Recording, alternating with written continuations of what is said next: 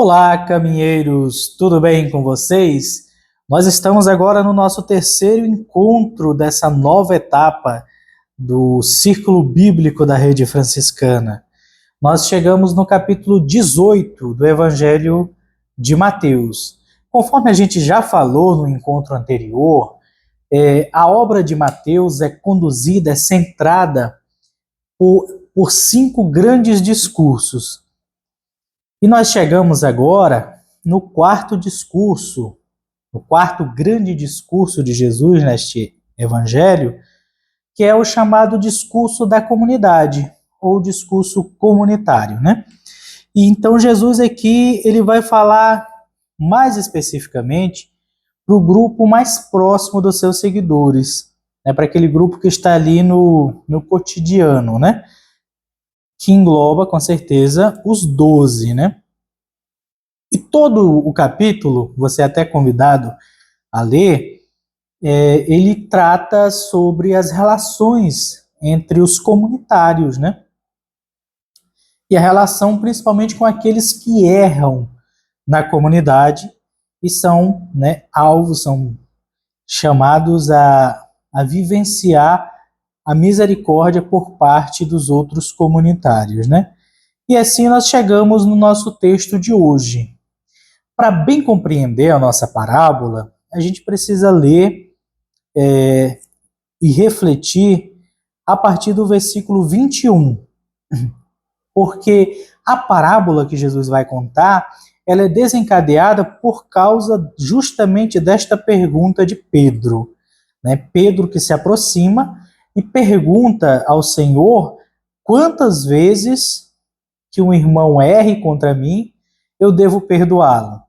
Essa é uma pergunta importante e ela é mais importante ainda dentro do contexto da obra de Mateus. Porque se a gente lembrar bem, a obra de Mateus tem como destinatário, um dos grupos, né, de destinatários, pessoas que eram muito ligadas à sinagoga judaica, né? Estavam bem ligados tanto à sinagoga quanto ao templo, mas que que começam a romper essa vivência com a sinagoga porque acreditam que Jesus era o Messias, né? Mas quando você sai da sinagoga, a sinagoga não sai de você completamente. Então, muito dos ensinamentos eles traziam ainda dentro do seu coração. E uma desses ensinamentos, não presentes na Torá, quer dizer, não presentes no Antigo Testamento, mas presente nas reflexões dos rabinos da época, diziam que o perdão deve ser dado, concedido, até 3 vezes, né? Então, você tem até 3 vezes, você perdoa o irmão que erra contra você. Isso era uma culturalmente aceito, essa interpretação dentro das sinagogas, né? Como a comunidade de Mateus tem esse grupo, né, que sai da sinagoga e vai para casa, para as casas, e começa o movimento de Jesus, a pergunta de Pedro faz muito sentido dentro do plano da obra de Mateus, né? Então, Senhor, quantas vezes eu devo perdoar? E ele até faz ele até extrapola, né, o que a cultura popular dizia, o que a tradição religiosa dizia, né? Eu tenho que perdoar quantas vezes? Até 7 vezes? Percebe? Já existe em Pedro, e Pedro aqui simboliza os demais discípulos, né? Parece que já existe na comunidade a vontade de superar, né, as tradições. E se você vê que ao invés de 6 é mais do que o dobro, né? Indica até um número que é o número perfeito, que é o número 7, né? Então, a pergunta é que vai desencadear a parábola que Jesus conta, né? E Jesus responde, eu não te digo para perdoar até 7 vezes, mas até 70 vezes 7. Essa resposta, com certeza, deixa todos os discípulos desconcertados, porque parecia óbvio que Jesus ia dizer, não, 7 vezes está bom, porque inclusive já supera a tradição dos fariseus, né? Mas não, Jesus chama a atenção que a vivência do perdão na comunidade, ela não está baseada numa expressão numérica.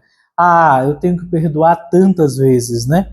E ele vai deixar mais claro ainda na continuidade da parábola, porque de repente você ainda está aí pensando, bem, mas ainda dá para chegar no número, né? Porque 70 vezes 7, né?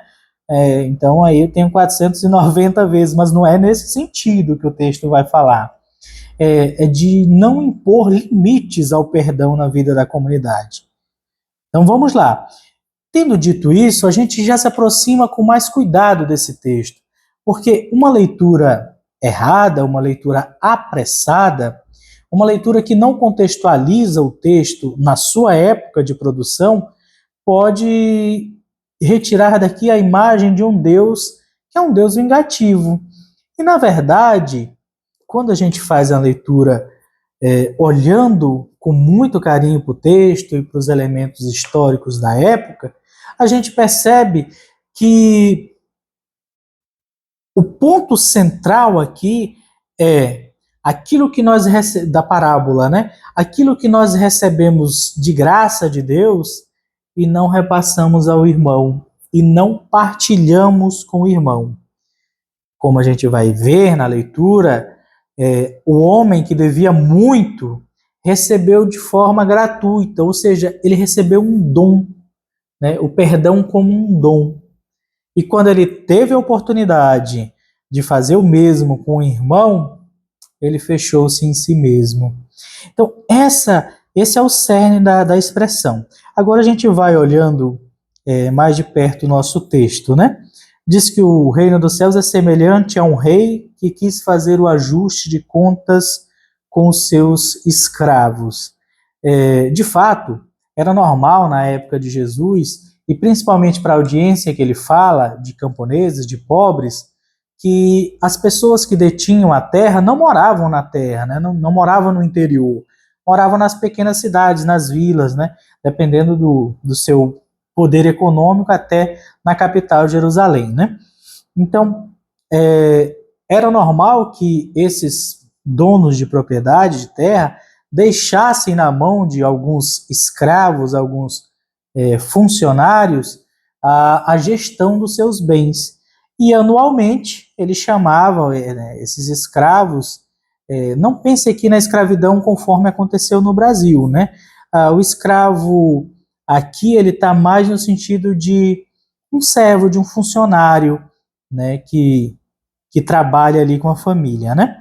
Então, ele chama essa pessoa que ele deixou, esse encarregado, e vai fazer o ajuste de contas. Então, quem está escutando a parábola, normal, até aqui. O que começa a causar estranheza é o tamanho do endividamento desse homem, né? Porque diz a parábola, e lembra, toda parábola tem sempre um quesinho de exagero, né? A parábola tem essa característica de exagerar, de chamar atenção para algum ponto assim de forma até caricata, digamos assim, né? Exagerada. Então, esse homem deve 10 mil talentos, né? Não se diz quanto tempo ele passou para conseguir fazer uma dívida desse tamanho, mas diz apenas que ele deve 10 mil talentos. Quem escuta já fica alertado. Como ele conseguiu desviar tanto dinheiro sem ser notado pelo patrão, né? E aí a gente vai conseguir. Guilherme, quanto que é um talento? Gente, as fontes elas divergem bastante. Em alguns locais, os escritores falam que um talento equivalia a 34 quilos de ouro. Em outros locais, um talento a 59, cada talento 59 quilos de ouro. Pois bem, 134 ou 159, você já consegue perceber que era uma dívida impagável, né? Era muita coisa que esse homem devia. E o texto afirma, né, que ele não pode pagar. E não podendo pagar, o Senhor ordena, né, que ele fosse vendido, assim, juntamente com a sua família, né, fosse vendido para abater aí o seu prejuízo, né? Mas o escravo, o servo cai ao chão, prostra-se, né? e pede a misericórdia do Senhor, do rei, né? E aqui há a segunda inversão dessa parábola, a segunda coisa que é desconcertante para quem está ouvindo. O rei perdoa. De forma muito simples, muito rápida, sem exigir nenhum tipo de reparação, praticamente esquecendo, né, de tudo que esse servo desviou, de tudo que esse servo fez de errado, um servo de sua confiança, né? Então, é desconcertante para quem ouve também, e deveria ser desconcertante para nós, né? Porque é um perdão gratuito. Ele pediu, foi perdoado.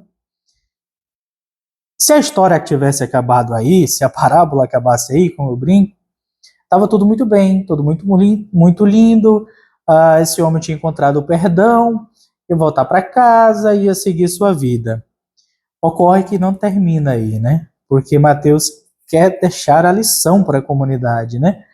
Então esse homem sai e encontra ali, né, ao redor alguém que o deve. E a quantia que deve é muito menor, são 100 denários. Um denário era um salário de um dia. Então vamos dizer assim, o homem devia 100 diárias de trabalho para ele. Vamos fazer esse cálculo para a gente compreender melhor, né? Devia muito menos, uma quantia, né, praticamente irrisória, visto aquilo que o Senhor tinha perdoado ele, né? E aí o cara cai ao chão nos seus pés, pede misericórdia, mas o escravo não dá ouvidos, né? Manda lançá-lo na prisão e vendê-lo e prendê-lo, enfim, castigá-lo, né? Então, quando o rei ouve esta história, ele pede, né, que castiguem também o escravo, né? Bem, para a gente ficar no quadro geral, porque as parábolas devem ser lidas assim e não nos seus mínimos detalhes, nos seus específicos, nós temos aqui um homem que recebe a misericórdia, a benevolência de Deus, de um rei, né? Que na parábola é Deus, e que é incapaz de levar essa misericórdia adiante. Esse é o alerta que Mateus está fazendo para a sua comunidade, né?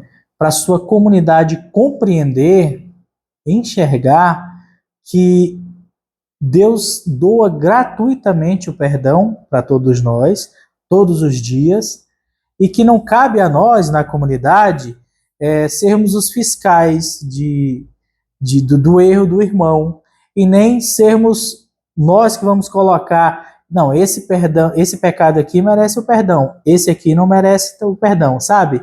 Classificar a ofensa do irmão, sendo que nós diariamente recebemos a misericórdia infinita de Deus. Quando a gente lembra dos discursos em Mateus, a gente lembra que o principal discurso é o primeiro, que é o sermão das bem-aventuranças. Toda a obra de Mateus ela está costurada nesses fios, né, que são lançados lá no sermão da bem-aventurança, das bem-aventuranças. E lá tem a frase célebre que todo mundo conhece, né? Bem-aventurados os misericordiosos, porque alcançarão a misericórdia. E na própria sequência do discurso do Sermão da Montanha, do Sermão das Bem-aventuranças, logo na sequência, Jesus vai ensinar a oração do Pai Nosso, né, que diz que nós falamos para Deus, né? Perdoai as nossas dívidas ou as nossas ofensas, dependendo da sua tradução, assim como nós perdoamos, né? Quer dizer, a medida, é como se dissesse, à medida que eu perdoo, que eu libero o perdão para o meu irmão, eu quero que o Senhor me perdoe. E será que a gente está levando a sério essa oração que a gente faz às vezes tão no automático, sem perceber? Será que nós e a nossa comunidade tem sido esse sinal de acolhida para aqueles que erram? Ou será que a gente impõe limites? Não, mas fulano já fez muita coisa errada, não merece mais crédito, né? Será que era esse o problema da comunidade de Mateus, que estava tão fechada num legalismo de dizer quantas vezes as pessoas mereciam o perdão e esqueceram da prática do seu mestre, da prática de Jesus, que é o perdão sem limites. É o perdão que basta apenas a pessoa querer fazer parte da comunidade, querer, né, ser perdoado, pronto. Não exige ritos de penitência, não exige nada como era de se esperar na religião daquele tempo. É o perdão gratuito, que só quer a volta do pecador arrependido. Então, irmãos e irmãs, que esse texto ilumine as nossas comunidades para que elas sejam cada vez mais casa de acolhida, casa de perdão, né? E que a gente consiga viver diariamente esse 70 vezes 7, que é esse perdoar sem limites, e criando assim relações totalmente diferentes das relações estabelecidas no mundo, onde a vingança, onde o ódio impera. Forte abraço, paz e bem.